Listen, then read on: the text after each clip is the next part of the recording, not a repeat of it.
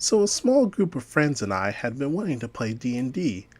As luck would have it, my good friend had a boyfriend who DM'd and he agreed to run a 5e D&D game for us. It would be my first D&D game, though not my first RPG. My usual games of choice are Paranoia and Call of Cthulhu, and I'm a passable GM for both, though I prefer to play. Pretty much all of us have been writing together for years, and we actually met through text-based RPGs. I was pretty stoked at the chance to play D&D, had come up with the idea of a character I like to play, and that's where I ran into the first setback. He wouldn't approve anyone's characters. My initial concept was a tiefling who was a bard pretending to be a paladin to the point where he would hopefully become one in the future, which was a funny contrast to the barbarian's initial concept that they were a paladin in denial who insisted that they were just a simple person. This was a very different character from my usual since I tend to write monsters and villains and horror. To really sell the ruse, I had been hoping to play a Zerial tiefling, but would have been fine with a regular tiefling if he decided not to allow subraces. DM said, "Only official stuff," but I figured he might approve Unearth Arcana. He said, "You could play a tiefling, but I picked the subrace, and you won't know what it is until you're level 10. This is how tieflings actually work, and you really should be rolling for what your subrace is." I may be new, but I was certain that wasn't correct, since you start off with different stats and get different racial abilities at level 2 and 3. He also said, "You should be grateful that I'm letting you use a subrace at all." I would have been fine with just a regular tiefling, but he insisted that he'd still choose the subrace at level 10 even if I was a regular tiefling. He also argued, "Well, the rulebook says everything's up to the GM what kind of tiefling you play." Two friends and my brother, who all actually had experience with D&D, were like, "No, it's up to the GM if they allow the subrace, but GM doesn't get to pick the subrace." I may have been willing to work with them on this, but it's a new DM, and he refused to tell us anything about the campaign. Not the setting, not a plot hook, nothing. So we couldn't work together at all to even make sure our characters were compatible enough to talk to each other. According to his girlfriend, this was intentional. He didn't want us to make characters that worked together easily. Not knowing the setting was making character creation difficult, because how am I supposed to make a backstory? Is this Forgotten Realms? Eberron? No idea, because he won't talk. Everything is just, "You'll find out when we start."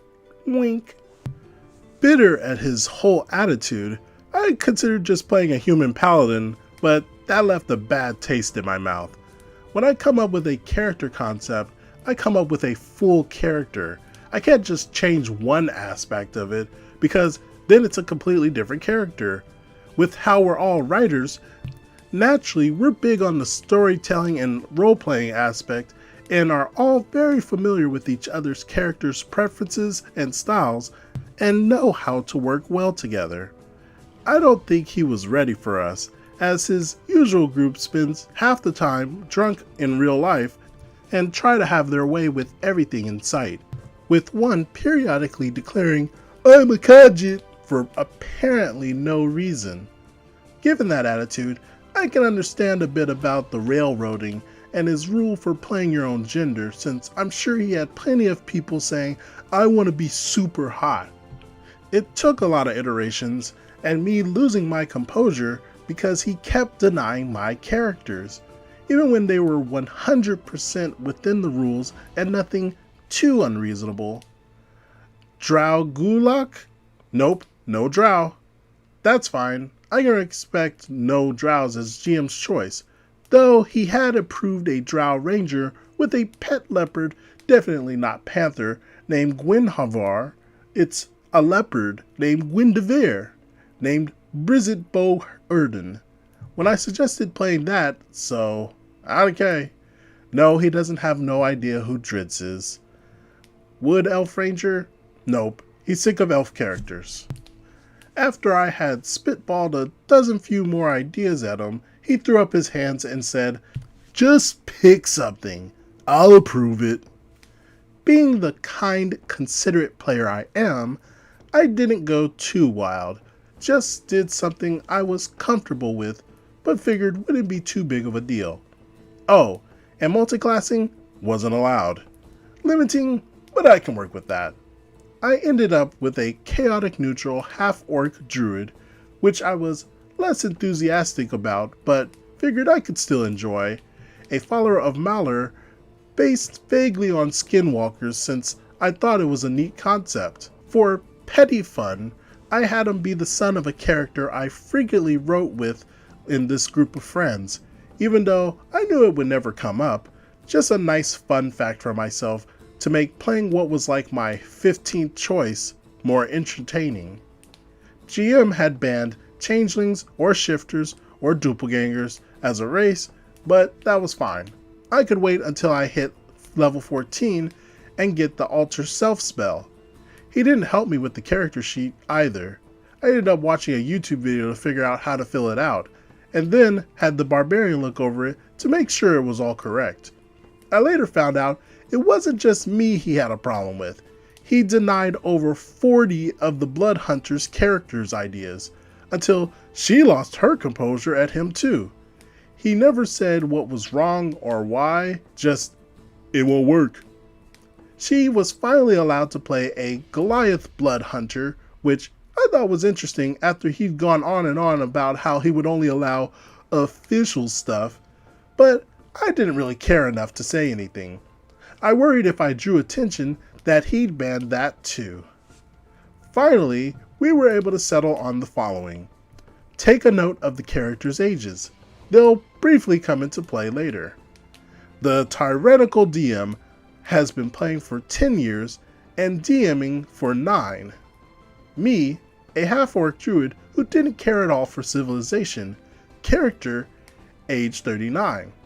My brother, a halfling bard, aged 100. Has D&D experience and does good at DMing. Just would much rather play. My good friend and the GM's girlfriend, a Goliath blood hunter raised in the woods. Character age 29. And also has D&D experience as a player. Another friend who just went with a human barbarian after seeing the difficulty in making characters. Character age 20s, I think. Experience in both DMing and playing, both D&D and other games. Other friend who shows up late with just a vague idea of, "I want to be a dwarf rogue," no actual character, has never played a tabletop role-playing game. DM also dropped the bombshell that I play advanced D&D with special rules. Yep, it's a homebrew campaign. Apparently, rather than just leveling up normally, all your stats are raised when he plays, so he can just get us to max level ASAP. Because I have an awesome campaign planned if we can get to that level. He spent so much time insisting that it was a regular game of D&D, and he only did stuff with the official rulebooks, rules for we, but not for he, apparently. Man, I wish he just said it was homebrew 2 weeks ago when I was making my first character. I would have fought him a lot less. Suddenly, all his decisions were making a lot more sense now that we knew it was homebrew. He also mentioned that he had a character made to keep you guys in line. We weren't sure what that meant, especially given that he never played with us before. He had no idea what kind of characters we made, nor what we usually wrote or played. Anyway, there's tentative plans to play at some point, and in the meantime, I ran a quick paranoia one-shot for the Blood Hunter, Bard, Barbarian, and another friend. The next day, he's all like, "We're playing tonight. Everyone, let's go." I found that out after the fact that he did not actually have any of his notes and was going completely off memory. It was a spur-of-the-moment thing that seriously felt like a, "Oh, well, you ran a game. Time for me to show you how it's done."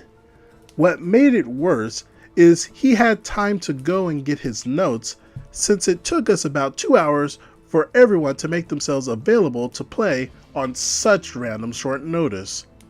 So, we finally get settled in. We're using Discord to play for some reason. I don't know, he just didn't want to take the time to learn how to use Roll20 or what. But it's all going to be audio only. I'm fine with that. Not every game has handouts.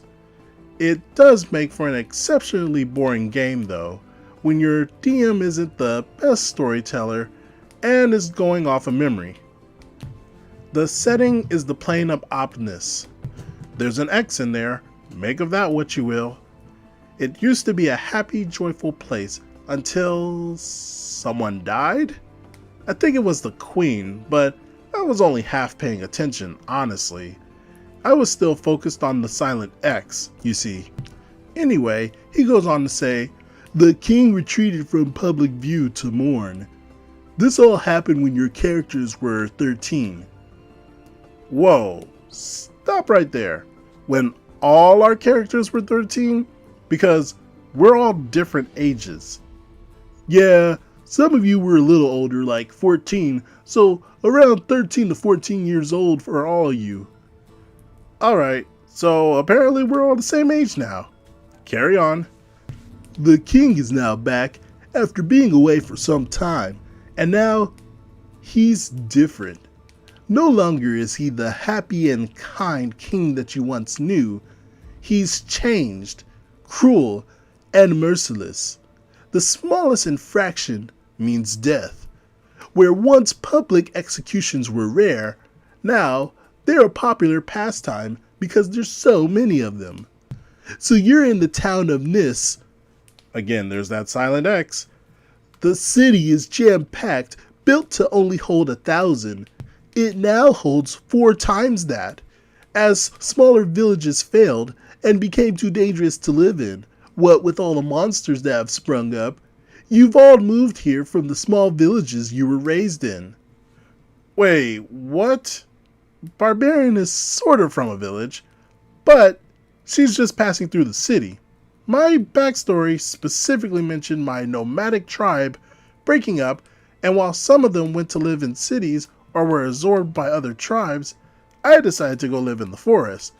Bloodhunter was captured by an old witch when she was young and lived in a forest until her late teens, and then she's been moving from place to place ever since. The only character who has a backstory that suits this is the halfling, who was part of a gang when he was younger and is the city sort. Later, the GM confessed he actually didn't read anyone's backstories. Continuing on, there's a bar called The Beat, and the bard is playing there. There's also a gladiator arena about 100 feet from the bar. There's also a business district with a marketplace. Where are you guys at? You're only gonna set up where the bard is? Alright, so I guess I'll be in the bar too, sitting at a table. The blood hunter has decided to be there too, at the bar proper. The barbarian is heading into the bar from the arena. She never actually makes it to the bar proper since someone bumps into her and steals her wallet. She gives chase and catches the thief. It is then made very clear that we can't be breaking any laws since the thief gets hauled off to the gallows. The bard is making performance rolls. That is all he will do. He spends the entire session in the bar making performance rolls every hour or so until the bar closes 6 hours later at 10 p.m. At which point he will go watch executions for the next 3 hours. Apparently, he didn't get to do much, and I felt bad because he stopped playing games online with his friends to come do this. The barbarian didn't do much either. She chased down the thief, went to the bar for half a minute, and left immediately after due to the stench. I'll explain why shortly. To go watch the executions. And that's it. She might have listened into a conversation at some point, but I was zoning out. We pretty much only paid attention when he said our names. Anyway, back to the bar. Bloodhunter overhears some stuff. The band playing stinks so bad that the patrons are throwing drinks. I attempt to hit the lute player, but fail. Bartender looks scared. Blood Hunter presses him for information, and then what is presumably the big bad walks in. Black dyed armor? Check. Spikes? Check. Bald? Check. Heavily scarred face? Check. Evil aura? Check. Then we have to make detect magic rolls or some kind that will let us know if something is magic, but not what kind. I think in this case it was more of a con roll because when I failed, I began to puke. I was not able to projectile vomit far enough to hit the band, unfortunately. Bard freezes completely, and the Blood Hunter basically gets a surge of adrenaline. It's about at this point the dwarf rogue player shows up, and a couple minutes are taken to roll some quick stats for her, but only a few. DM forgot to help her roll all of her basic stats. I don't know what I expected. This was the same DM who had told me that rogues were the ones with the pet animal. Rogue overhears some important details. I don't know what they are because I wasn't paying attention. She then follows the big bad as he leaves to find out what he's up to. Blood Hunter also follows because it's kind of her job to stop evil. My druid was just embarrassed he'd puke and was just trying to get out of there ASAP. DM assumes I'm following too, and I'm just like, sure, fine. So we all roll to hide. Dex, I think. Everyone passes but me, but whatever, no apparent consequences. It does make for some hilarity when I have to roll to hide later and get the same score. Apparently, my druid doesn't care that he's not sneaky and decided not to try to be more sneaky. Barbarian tries to go into the bar, but immediately leaves due to the puke smell. DM asks, "Are you gonna go with them?" And she says, "No, I'm not going. I'm just gonna go watch the executions or something. I have no reason to follow them." Time for a time skip. All of a sudden, it's 6 hours later. That's right, we've been trailing this dude for 6 hours. Do we get a say in this? Nope, it's 6 hours. We've been following him for that long. It's 10 p.m. He has stopped at a couple places and was sketchy. He's leaving town. Do we follow? You know what? Sure. In for a penny, in for a pound. Let's follow him. The party is now completely split, and the DM is so excited. "I thought I'd have to work to split you up, but you're doing it to yourselves." I don't know what you're so excited for, dude, since we haven't actually been together at any point. We haven't even talked to each other. Blood Hunter got to roleplay a bit in talking to the bartender, and the closest I got to roleplaying was deciding to throw my drink at the band. First at the lute player, and then at the bard. The bard has been playing in the bar for the whole time, and the barbarian is wandering around aimlessly. For the next bit, the DM mostly focuses on the three of us leaving the city, occasionally remembering the bard and the barbarian exist, but at no point do the bard nor the barbarian meet, even though they both go to watch the executions, since the bar closes so the bard is forced to leave. So the druid, blood hunter, and rogue roll for hide. Everyone passes but me. DM lets me re-roll. Every session, he allows each player a total of 3 re-roll tokens, which is nice of him. I did like that aspect. Once you used up your 3 tokens, you can't do it again till next session, in which you get 3 more tokens. So, I finally pass, and I am finally sneaky. DM makes it clear, "You guys all know that you can't go out of the city at night because there's been attacks. Bandits, animals, monsters, everything else." He's trying to establish this dude as tough, I think. My suspicions on this are confirmed when he describes what happens next. Oh, by the way, it's suddenly 3 hours later. No, we don't get to do hourly checks. Big Bad looks at tree, sneers and touches it. It starts to wither and die. Big 12-foot tall bear attacks him, hits him on the shoulder. Dude is unmoved, touches bear bear ages rapidly to become a skeleton. Then he walks around the corner and disappears. We investigate and are told that we know the only spell close to that takes weeks to have that effect, so clearly we're dealing with something powerful. Okay, but we're level 1. Oh, also we've been following an illusionary clone. The big bad wasn't actually there. So we're 3 hours from the city, and this is the first time we are actually getting to talk to each other.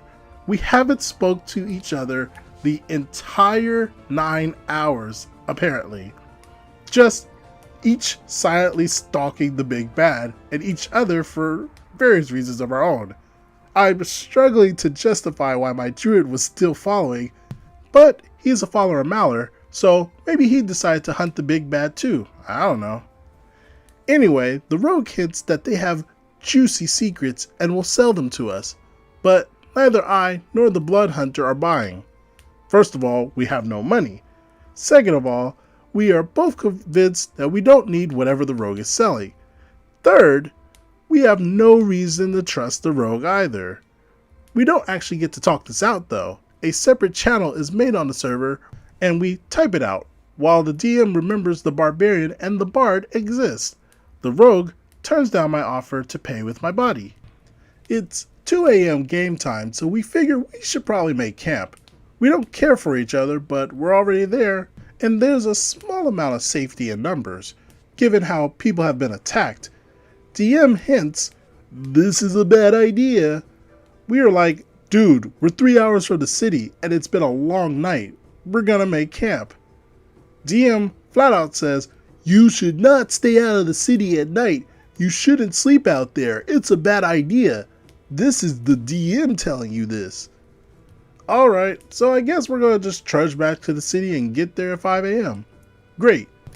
Rogue says that they're going to go to the mayor's house and investigate when we get back, and invites us to join. We say, we'll sell our bodyguard services for 50 silver. Out of character, Rogue player suggests we do go together, but neither of our characters have been given an incentive to. My druid is somewhat willing to see it out and investigate for curiosity's sake, but overall has no reason to. Is frustrated about the clone and about ready to just leave the city.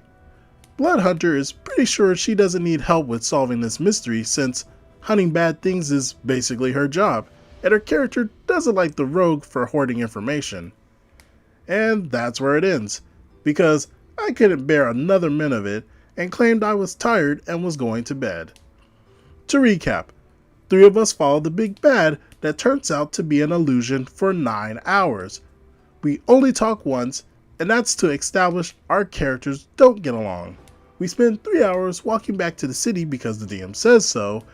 Bard plays in the bar for 6 hours, and then spends 3 hours watching executions. Barbarian gets robbed and watches executions, all in a 2.5 hour session. After the session ends, but before we all leave, voice chat, the GM says, so what'd you guys think? I complain about how split we are and the glacial pace of the session and how dull it is between the two. What do you mean? I brought 3 of you together already. I just can't even. So that was a long one. I can understand wanting to control the races and such for your campaign, but if you're going to be so specific, at least provide a list of rules or something. You should not have players going through 10 plus different characters to find one that you will approve. This is a case where a newish DM finds out that different groups play completely differently. He was so used to players who were playing drunk that playing with normal players was a foreign concept to him. Splitting the party should also not be a good thing, especially if you're going to forget half of the party for a good portion of the session. The point of D&D is for everyone to have fun, not just for you to tell your story. What do you guys notice went wrong during this entire story?